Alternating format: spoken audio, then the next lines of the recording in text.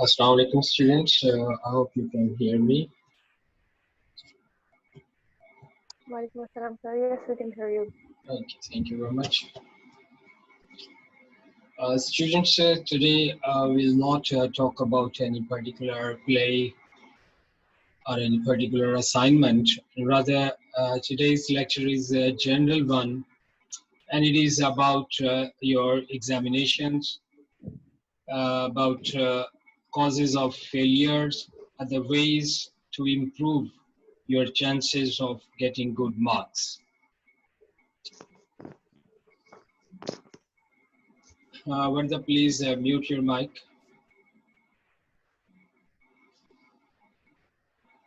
Well, students have been doing evaluation or marking of your examination papers for many years. Many times I've set the paper as well. But the most important thing is sometimes, at many times, students claim that they did exceptionally well in the exam and they failed.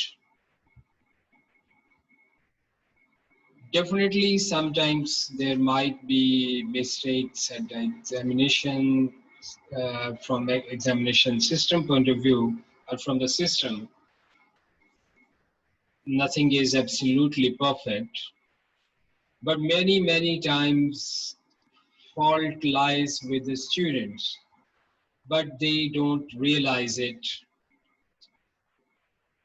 and they think that they have done well, but finally they since they don't get through the exam or they don't get good marks.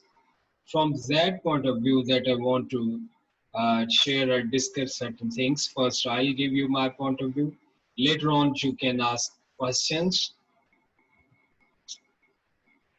One thing, when you come for this English or English literature, it is in the normal academics the highest degree. Therefore, it is called Masters in English Literature. Then it has certain allied points or connotations with it, that when you claim or when you say that you are here to do Masters in English Literature, then teachers usually they may presume that you don't have any problems with language.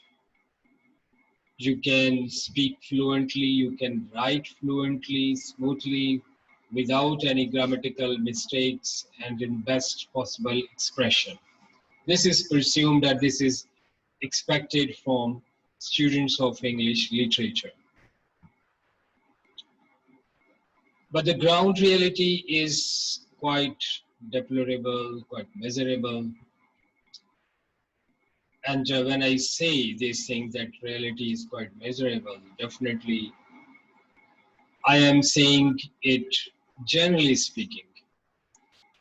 Exceptional students are there that who have got a very good command over language, grammar, writing, grasping of ideas and everything, and understanding the examination question as well. I'm not talking about exceptional students, I'm just talking about the majority, the general students.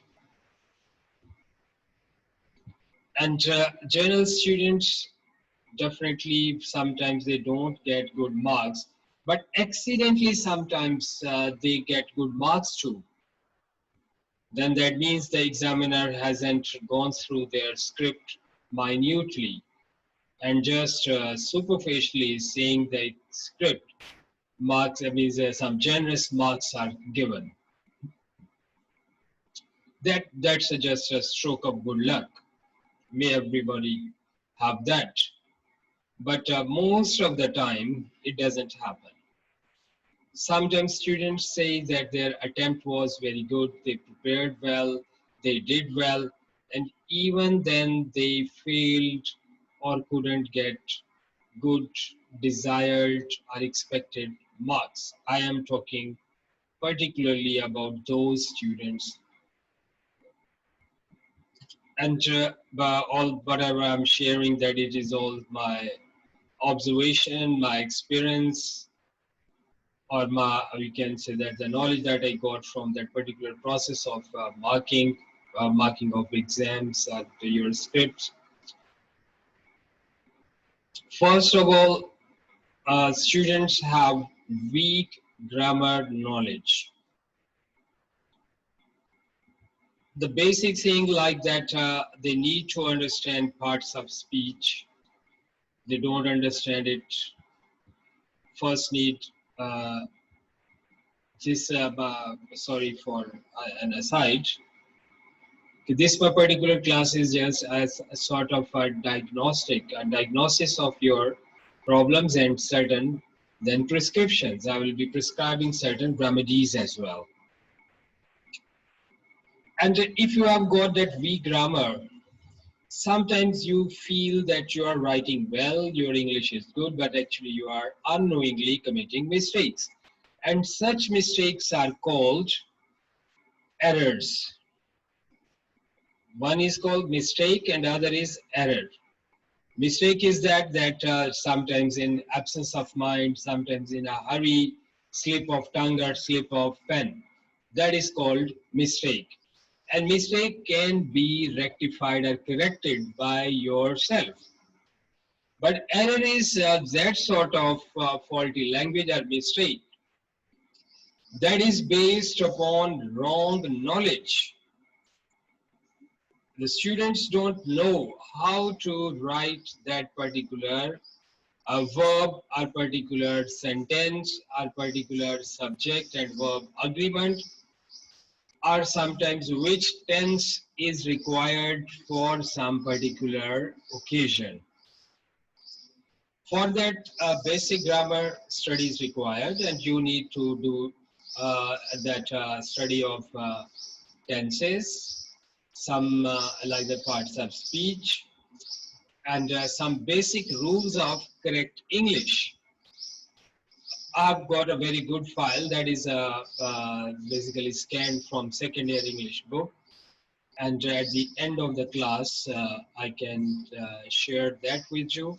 At your leisure, you can go through that and see that how you can rectify your language as well. And if I'm particularly talking about tenses, then most of the time that you people have to use that tense that is past indefinite. Means in story writing, in stories or novel writing, most of the time, I'm saying most of the time, not all of the time. Most of the time you have to use past indefinite. And what is the construction of past indefinite? It is just your subject and then second form of verb. It is in positive form. And if you have to use its negative, then you say did not, and then first form of verb. Then you change its form. And before I further explain this tense, you also need to know to differentiate between present and past, because continuously you have to speak that my phone was responding to my voice. It's a Bixby option was open. I think phone was trying to help me whatever I'm doing. Well, and first of all, you can also understand and differentiate between three tenses, that is present, past, and future. Future is very much clear, but sometimes this present thing and past thing, it confuses. That students sometimes feel unable to understand that what is the past and what is present. Generally speaking, we can say that every ticking second that has passed, that is past. Past is past means the time which is no more here, that is past. But this is not right with the grammar. Grammar or with the speaking grammar are the tenses. In that anything which happened 10 years ago that may be of present, or anything that happened just 2 minutes ago that may be of past. So here I want to make it very clear that what is the logic behind that, or what is the point, this present and past. The important thing is relevance, that effectiveness of something that makes something present or past. For example, I always give this example.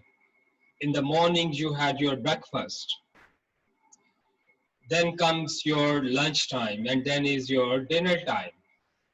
Usually we have these 3 meals, and every meal has certain hours of sustenance. Means after breakfast 2-3 hours you feel okay, no more need of food. It means that your breakfast is relevant and that is present. But if lunchtime has approached, or almost it's a noon, then that your breakfast is past. That is not now present. Right? Another example can be given. Many years ago, you did your matriculation, your matric, many years ago. But even now, that is present.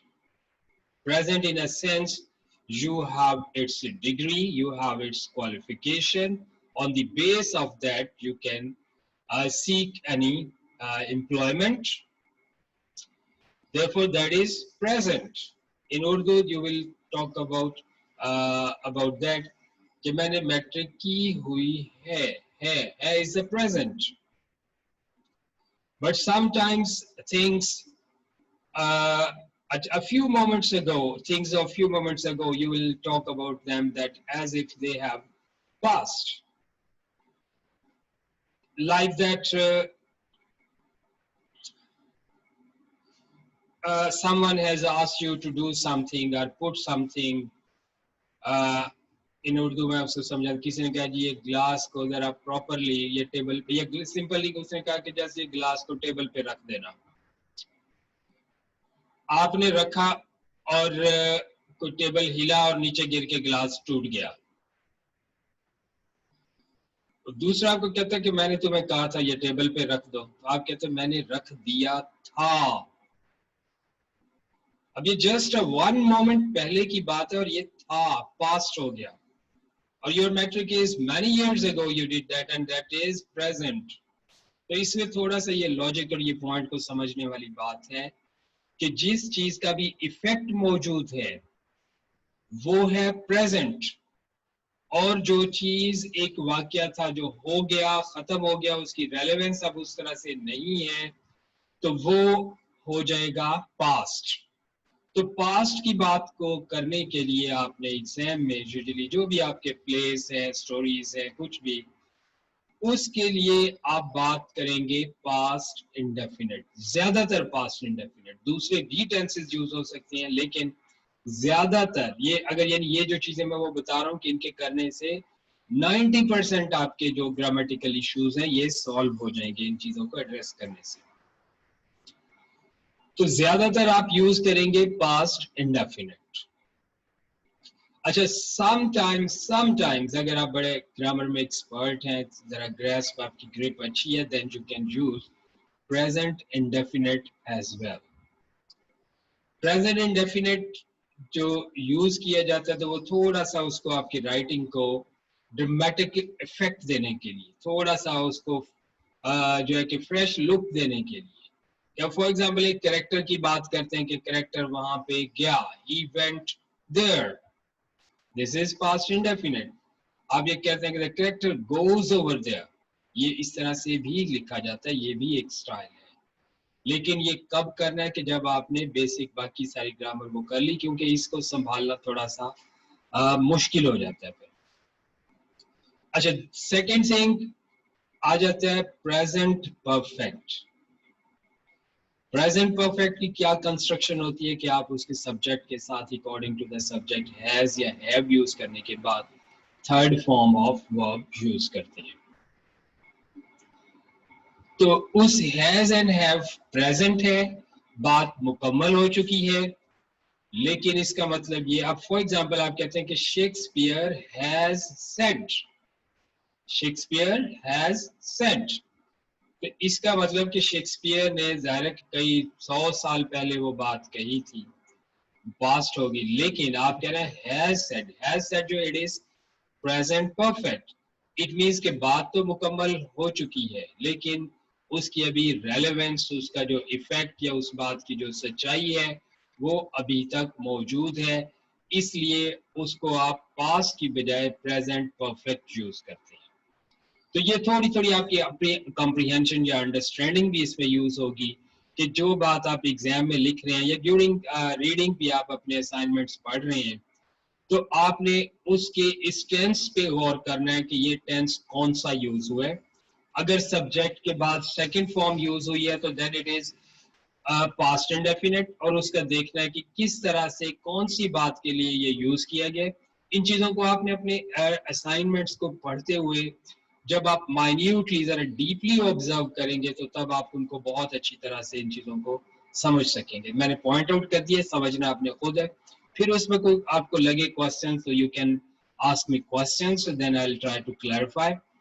अच्छा, उसमें जो चीजें जो avoid करनी है, तो बहुत ही कम continuous tense use होगा। आपने ये नहीं कहना द राइटर इज सेइंग, नहीं, कह नहीं रहा कि वो अभी तक वो काम जारी नहीं है, तो उसके कहेंगे कि अगर प्रेजेंट में करना है तो राइटर सेज। ये यूजुअली पोएट्री लिखते हुए, पोएट्री की जब एक्सप्लेनेशन लिखती हैं तो उसमें ज्यादातर जो है कि वो प्रेजेंट इंडेफिनिट यूज किया जाता है कि राइटर सेज। अब ये नहीं कहना writer is saying, is saying कहेंगे तो आपका वो टेंस उधर पे गलत हो जाएगा। अच्छा, उसके बाद जो नेक्स्ट चीज आ जाती है कि जो वही करेक्शन वाले रूल्स कि कौन से लेटर्स को कैपिटल करना है, कौन सो को लोअर केस में लिखना है, या कौन से आपने स्मॉल में लिखने हैं। तो जितने भी प्रॉपर नाउन्स होंगे, सिंपल और भी इसके रूल्स हैं, लेकिन जस्ट जो प्रोमिनेंट रूल्स हैं वो सेलिएंट फीचर वो मैं आपको बता रहा हूँ।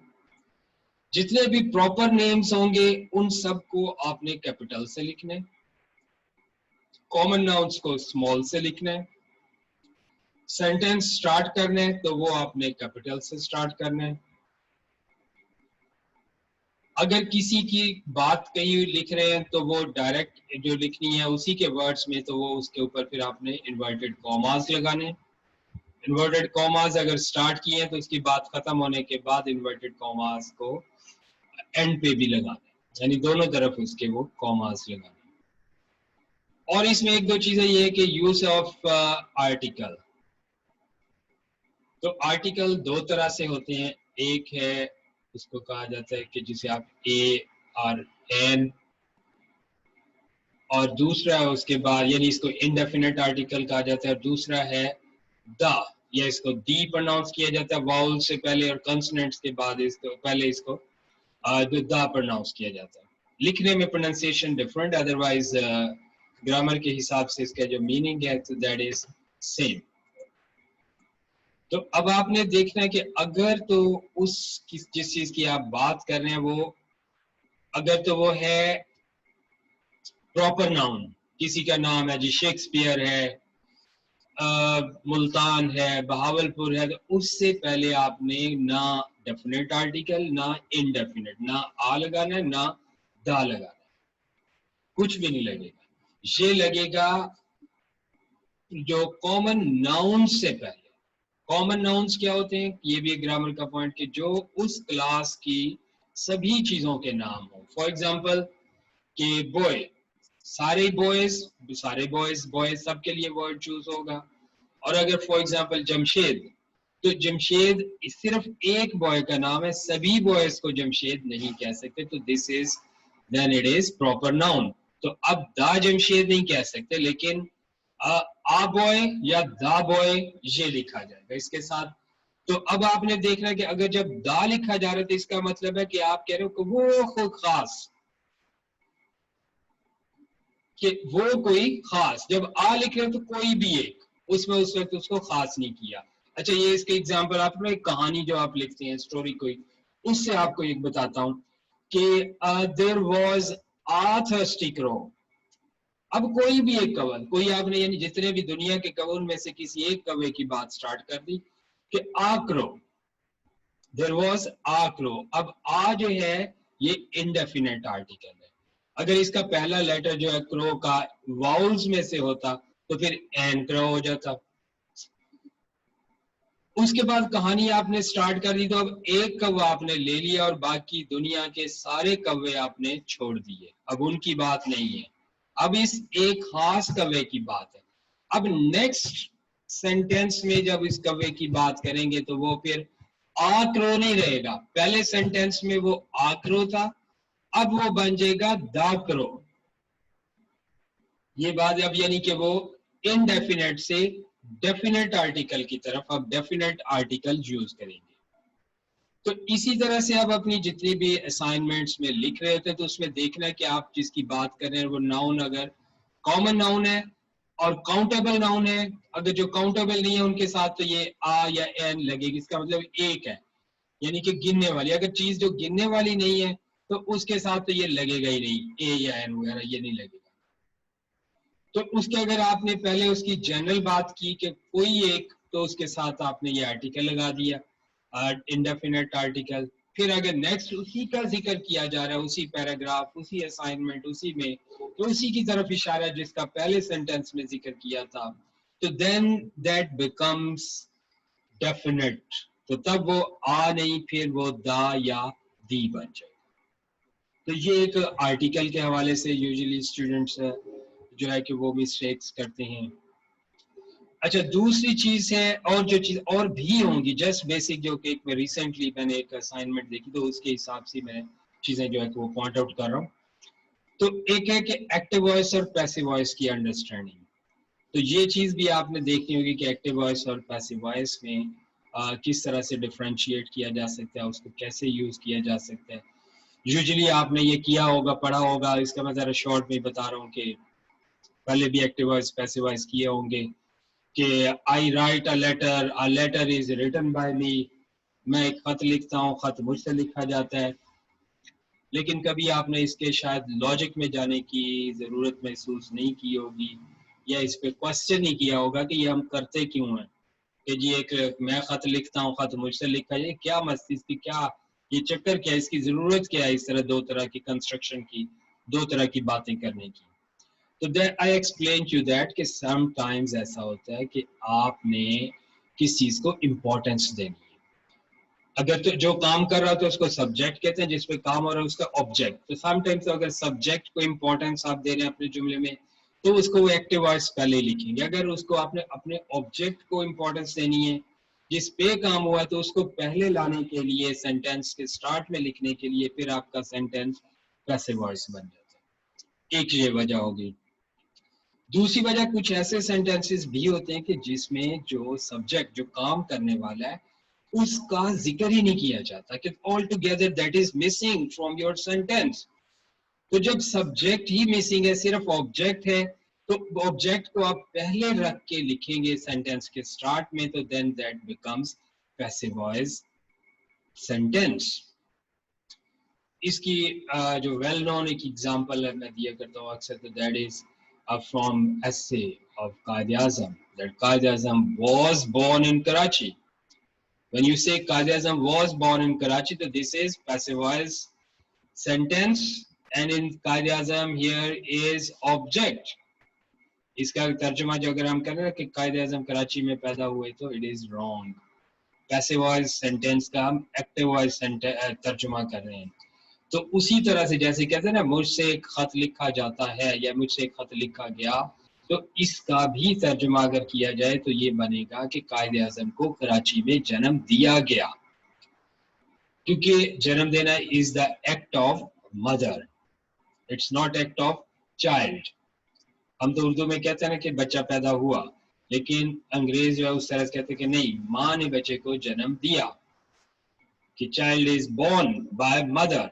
अब वो कायदे से मतलब फुल सेंटेंस अगर जिस तरह वो बाय करके आप पैसिव वॉइस लिखते हैं तो लिखा जाए तो ये वो यूं बनेगा कि Quaid e Azam was born in Karachi by, उनकी जो मदर का नाम है at the moment I am Amna Bibi गालिबा, तो I am unable to recall that. तो इस बाय मदर लगाने के Quaid e Azam was born in Karachi by his mother. तो अब इससे आपको एक्टिव और पैसिव वॉइस का समझाना मतलब था कि अब इसमें मदर का सेंटेंस में हम नहीं लिखते, यानी ये इस तरह का सेंटेंस है कि जिसमें ऑल टुगेदर सब्जेक्ट गायब होते हैं। और एग्जांपल ले लेंगे, आप कहते हैं जी मैंने ईद के नए कपड़े सिलवा लिए, अब ये तो नहीं कहते मैंने ईद के नए कपड़े दर्जी से सिलवा लिए, क्योंकि अंडरस्टूड भी है ये चीज, मोची से तो नहीं सिलवाएंगे। तो like that you have to see कि ये यहाँ पे अब पैसिव वॉइस यूज होगा या एक्टिव वॉइस यूज होगा। तो अब किसी का जब उसका अपना एक्शन नहीं है, किसी चीज का आप उसका जिक्र कर रहे हैं तो वो पैसिव वॉइस बन जाता है। अब किसी को कहते हैं ही वॉज किल्ड, अब ही की बात कर रहे हैं, उस किसने किल किया that is not important, killer is not important, not present in your sentence. तो फिर आप किलर का वो एक्शन है तो आप उसको जब इसकी बात करेंगे कि जो मर गया तो उसको पैसिव वॉइस में यूज करेंगे कि ही वॉज किल्ड। इसी तरह की और भी जब आप अपनी असाइनमेंट्स पढ़ेंगे तो during that you can get hundreds of examples about that.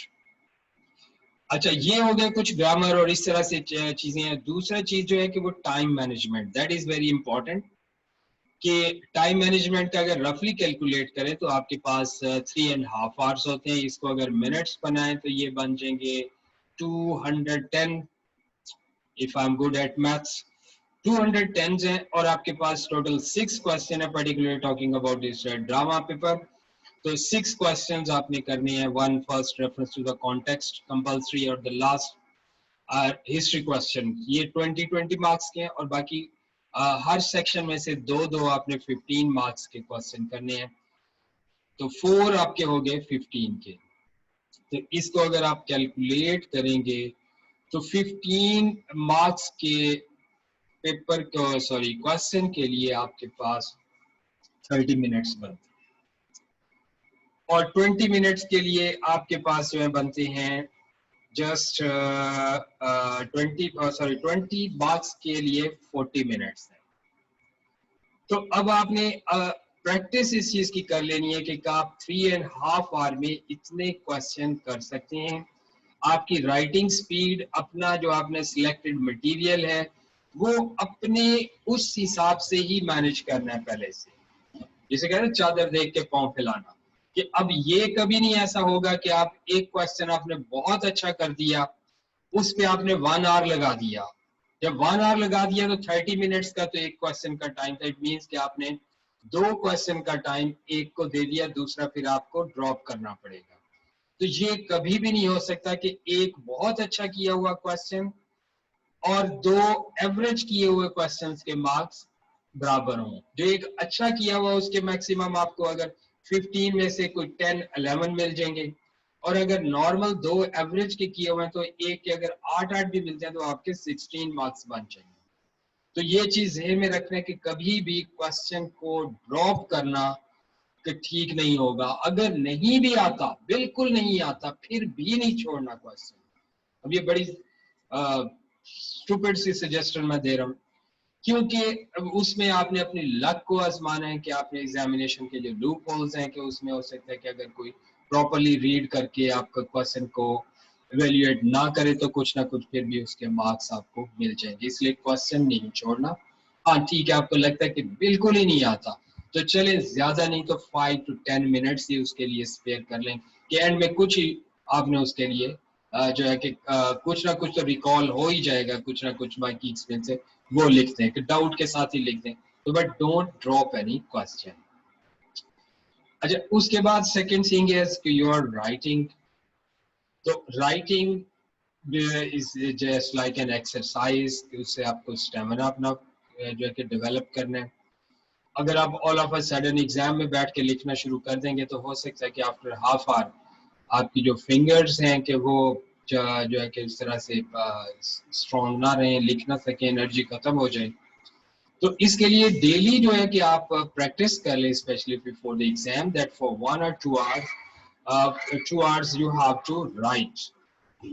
और जो राइटिंग की अगर आपकी कुछ इनबिल्ट फ्लॉज हैं, समटाइम्स ऐसा होता है कि एक स्टूडेंट लिख रहा है, कहता है जी ये तो मैं इसको आई ऐसे ही लिखता हूँ, लेकिन वो अपरेंटली आई वो एल लग रहा है। तो अभी पेपर में भाई आपने उसके अपने पर्चे के साथ नहीं जाना कि उधर जाके बता दो कि नहीं जी मैं तो ये ऐसे ही आई लिखता हूँ। तो जो स्टैंडर्ड नॉर्म्स और वेज हैं उसी को आपने फॉलो करना है। अगर कोई इस तरह के फ्लॉज हैं तो then you need to rectify that, उसको अपना दुरुस्त करें। किसी टीचर से आप कर ले डिस्कस भी जो चीजें हैं, या दूसरे अपने फेलो से आप रिव्यूज ले लें कि ऐसे अगर राइटिंग में कुछ इनबिल्ट फ्लॉज हैं तो उसको भी दूर कर दें। क्योंकि एक दफा जब पेपर की वैल्यूएशन हो जाती है तो उसको फिर वो पत्थर पे लकीर होती है। जस्ट आपका कोई उसकी वैल्यूएशन का भी बता दूं कि जस्ट कोई पेपर का क्वेश्चन रह गया या मार्किंग की काउंटिंग सही नहीं, वो होता है। अगर ये कहें कि दोबारा से कोई पढ़ के उसके ज्यादा मार्क्स दे तो दैट्स नॉट पॉसिबल, ये ऐसा नहीं होता। So these are the some things that I wanted to share with you. So this I'm stopping here this recording.